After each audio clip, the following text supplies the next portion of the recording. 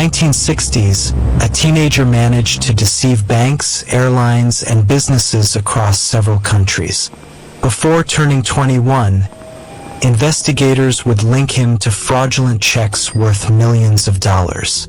His name was Frank Abagnale. But what made his story remarkable was not just the fraud, it was how he did it. Frank William Abagnale Jr. was born in 1948 in New York and grew up in what seemed like a normal American household. But during his teenage years, his parents divorced, an event that deeply affected him. Soon after, he would leave home, beginning a journey that would lead him somewhere few imagined.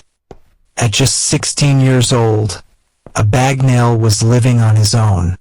With little money and few options, survival became his priority. During this time, he discovered something unusual about banks and financial systems. A small discovery would soon lead him toward a much larger opportunity. Abagnale began experimenting with checks and banking procedures. At the time, many banks relied heavily on trust and manual verification. By altering documents and understanding the system, he learned how financial institutions process transactions. But forging checks alone would not explain the scale of what followed. While studying official paperwork and identification cards, Abagnale realized something important.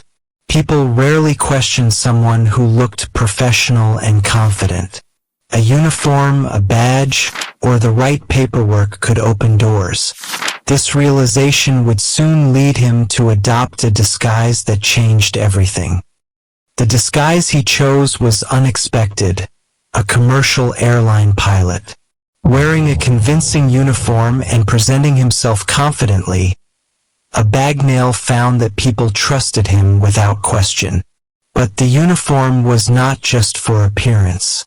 It allowed him to travel across the country in a way few suspected. Using this identity, Abagnale traveled extensively, moving between cities and sometimes even countries. Constant movement helped him stay ahead of detection. By the time banks discovered fraudulent checks, he was often already somewhere else. But investigators were beginning to notice something unusual. Reports of similar fraud cases began appearing in multiple locations. Banks in different cities described nearly identical methods. Slowly, investigators realized the crimes might be connected. Somewhere, a single individual seemed to be moving across regions, leaving a trail of financial deception. As investigators studied the case, they began discovering something unexpected. The suspect had reportedly assumed several professional identities, including a commercial pilot and other respected roles. Each disguise opened new doors, but maintaining multiple identities would eventually draw attention. By now, financial institutions were sharing information and building case files. Investigators studied documents, signatures, and travel patterns. Piece by piece, the picture became clearer. The individual responsible was young, mobile, and highly adaptable, but his movements were starting to form a pattern. As evidence grew, the case expanded beyond local authorities. Law enforcement agencies across borders began cooperating. In the United States, the Federal Bureau of Investigation started compiling reports tied to the fraud. For the first time, the search for Frank Abagnale became international. With investigators closing in, moving between cities became more difficult. Financial institutions were tightening their procedures, and descriptions of the suspect were circulating. The freedom that once protected him was slowly disappearing. In 1969, the long pursuit finally came to an end. Authorities located and arrested Frank Abagnale in France. After years of movement across borders, the young man behind the fraud schemes was finally in custody. But his journey through the justice system was only beginning. Following his arrest, Abagnale faced legal consequences connected to the various fraud cases attributed to him. Prison life marked a dramatic shift from the constant movement and deception of previous years. It was here that he began reflecting on the choices that had shaped his life. During his time in prison, something unexpected happened.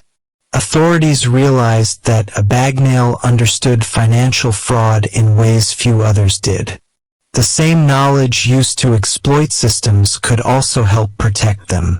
This realization would eventually open an unusual opportunity. After serving his sentence, Abagnale began working with investigators and security experts. Using his knowledge of fraud methods, he helped explain how criminals manipulated documents and systems. The same skills once used to deceive institutions were now being used to help protect them. In later years, Abagnale built a career speaking to banks, corporations, and security professionals about fraud prevention. Drawing from his past experiences, he explained how systems could be exploited, and more importantly, how they could be strengthened. Today, the story of Frank Abagnale remains one of the most unusual crime cases of the 20th century. It is remembered not for admiration, but for the lessons it offers about trust, deception, and the importance of strong security systems in an increasingly complex world. Stories like this show how truth can sometimes be stranger than fiction. If you want to see more documentaries about the world's most fascinating crimes and criminals, subscribe and turn on notifications so you never miss the next story.